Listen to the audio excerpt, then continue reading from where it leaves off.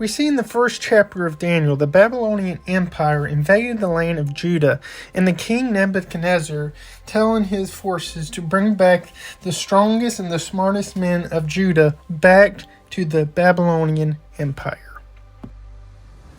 And Daniel is in the midst of the smartest and the strongest of Judah, and he is now been taken captive to the land of Babylon. He's in a strange country, but here we see Daniel take a stand against the king of not eating the king's meat and the king's wine, and with him 3 of his other friends we see take a stand.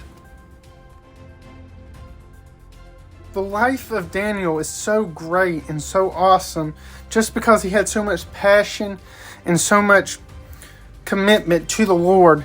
He wanted to serve the Lord. He lived his life for the Lord, and that's why God used him in such a great way. He affected so many people. He affected the king and how he saw God, and the king saw how God was so powerful, and that made him want to know the Lord more. Even though Daniel was a great man of God and very powerful and very passionate, he still had trials and tribulations that he had to go through to make him a better person, to make him stronger, to make him have a greater faith in the Lord. And one of those trials was the lion's den. The advisors and the other wise men of the land were very jealous of Daniel because the king highly favored him and had made him ruler of one of the Babylonian provinces and made him governor over all the wise men. And they were very jealous and mad at Daniel. And so they had tricked the king and they had tricked Daniel, and Daniel was thrown into the lion's den. But the great thing, that next morning there was not a single scratch on Daniel, and that was a miracle of God. And in the book of Daniel, we see this, not a transition, but we see he starts having these visions and these dreams from God, and it's about empires and what's coming next, and great tribulation and destruction, and the glory of God in it too. And there's promises to him and the children of Israel and Judah, and for Daniel.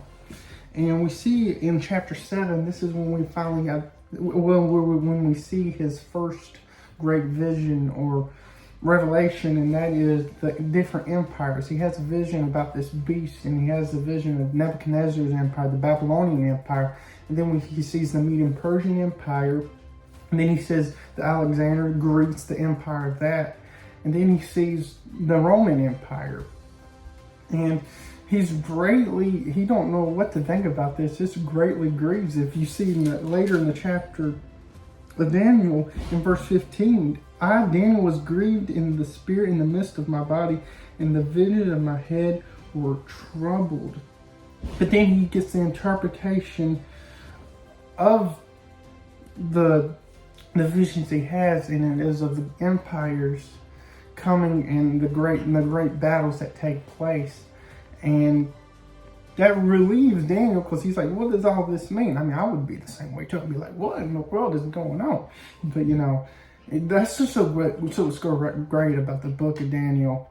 It gives you these visions, but then it gives you the interpretation of that, and you're not left just like, don't get me wrong, I don't understand all of it, but it's something else. And that's just the first one. When we get to chapter 9 of Daniel, we see that he has the vision of the 70 weeks. And when I first heard this, I was like, what does that mean, 70 weeks? I mean, what in the world?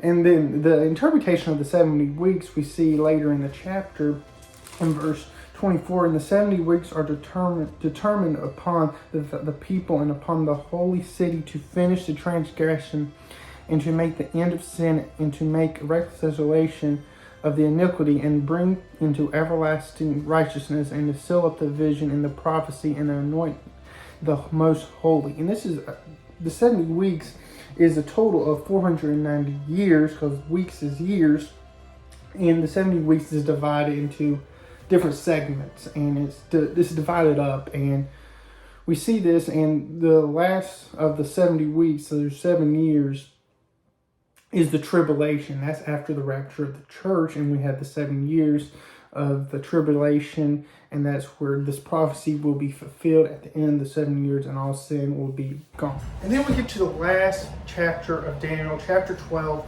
There's a great promise to Daniel from God about the portion that Daniel will get and the rest that Daniel will get. Because even through this whole book of Daniel, there is tribulation that's coming, that's destruction that's coming.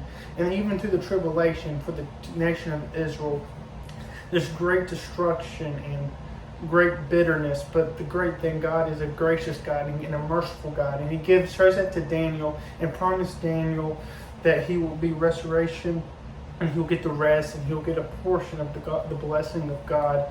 And that is just one of the greatest truths and blessings of the book of Daniel, is that it is a blessed life. Daniel took a stand, and it's just a real blessing. Highly encourage reading the book of Daniel.